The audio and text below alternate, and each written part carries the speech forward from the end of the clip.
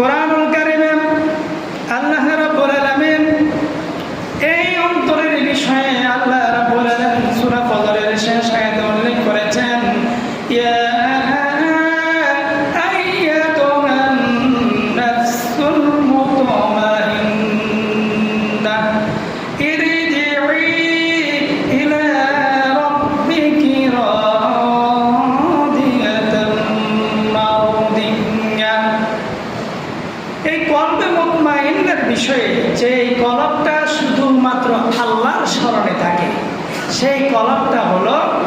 কলবের মুতমাইন্না। যেই কলবটা আল্লাহর চিন্তায় মগ্ন থাকে, যেই কলবটা কিভাবে আল্লাহকে সন্তুষ্ট করা যায়, যেই কলবটা আল্লাহর জান্নাত কামানোর চিন্তা বিকিরে থাকে, সেই কলবটাকে বলা হয়েছে